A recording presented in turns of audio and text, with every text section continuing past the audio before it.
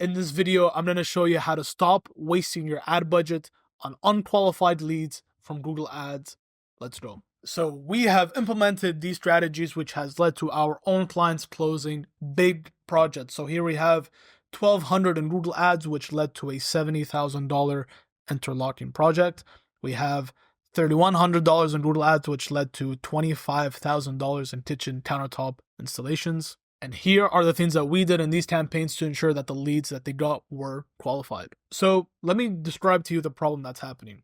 You're spending money for clicks from Google Ads, but these are unqualified leads. So here we have Google Ads on the left, and all these arrows represent clicks to your website. So a red arrow is an unqualified lead, and a green arrow is a qualified lead. So as these customers go from the left to right, we want to ensure that the most amount of people, the most amount of arrows are green to ensure that they're qualified and ensure that very little of them are red or unqualified. And the way that we do this is by implementing filtering mechanisms in your Google Ads campaign. What we're basically trying to do is this. We're trying to change all of those arrows from red to green to ensure that by the time they call you or it's time to do a consultation, you know that it's a much higher quality qualified lead. So we need to fix the issue from the source. We need to fix the issue from the Google Ads side, and that's what we're going to be focusing on today. So the way to ensure that we get more green clicks compared to red clicks is to be more specific in who we show our Google Ads to. So even if the total amount of leads or clicks that we get is less compared to the other situation,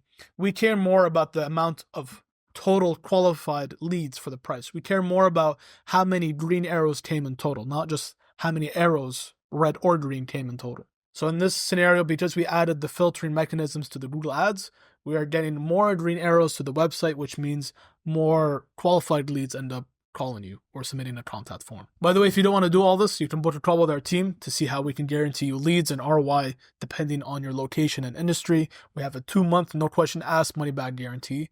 Feel free to click down in the link below. So now the question is, how do I actually filter those leads from Google Ads? What changes can I do to my Google Ads campaign to attract more good leads, which are the green arrows, and less bad leads? So the first thing is to be very specific and intentional with the service area that you are showing your ads to. You want to prevent anyone clicking on your ad who is not in your ideal service area. You can do this by going to the campaign settings, clicking on this gear icon here, scrolling all the way down to locations and pressing on advanced search, and map out exactly where you want to show your ad.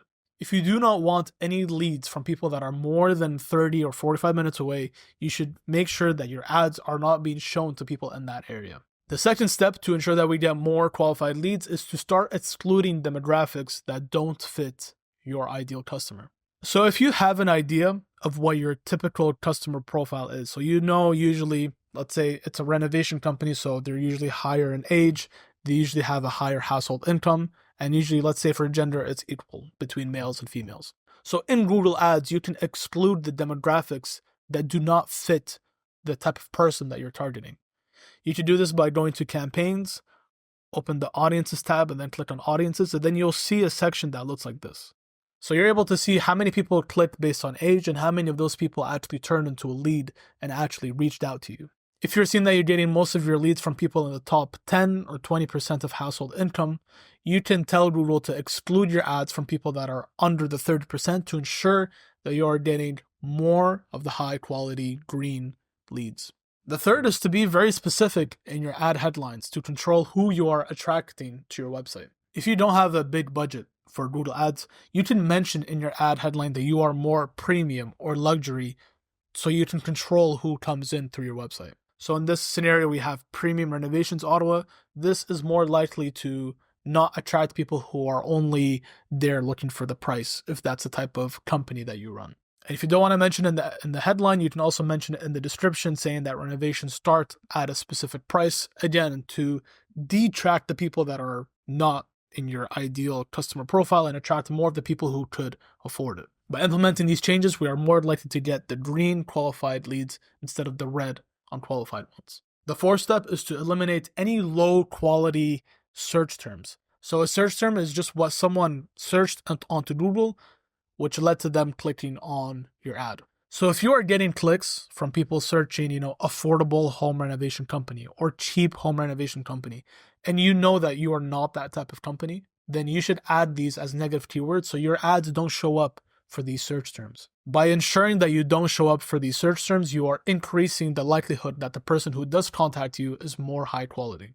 So in Google Ads, you can go to campaign, insights and reports, search term, and just select any search term that doesn't fit your ideal customer profile and add it as a negative keyword to ensure that you never get clicks from that irrelevant, low quality search term ever again. On the other end, you can deliberately target high-end customers by adding keywords, with luxury, premium, or custom. Again, if that's the type of company that you are, and that's how you define a qualified lead. If a qualified lead for you is someone who is in that premium luxury, world, then you should add those in your keywords to ensure that you have a higher likelihood of getting those type of people. And the fifth and the last step to ensure that you get qualified leads is to take a look at your landing page and see what questions you're asking them. So on your landing page, you should make it relatively easy for people to contact you. You also want to clearly show the locations that you offer your work, what specific services that you provide, and your high quality work. If people see high quality images that are very professional and high end, that is more likely going to be the type of customers that you attract. If I'm looking for the cheapest renovation company on the block, I am less inclined to reach out to someone who has very high-end and high-quality images. On your landing page, you should also take a look at your contact form to ensure that you are asking required questions to pre-qualify the leads. This allows you to get key information like budget and timeline before you even visit them or call them. So if you take a look at this contact form, you'll see they don't just ask for first name, last name, email, and phone number, and that's it. They try to pre-qualify them by trying to understand what specific service are they looking for, are they in the right location, and if they are getting a lot of people who don't have the right budget, they should add in this contact form what is the budget that you think you have for this project. Your goal here is to try to ensure that you can pre-qualify people as best as possible so you don't waste your time with anyone who's not in your ideal customer. So these are the things that you should do in your Google Ads campaign today to increase the chance of getting qualified leads. If you have any questions, leave them down below. I'll be sure to answer every single one of them, and I'll see you guys in the next one.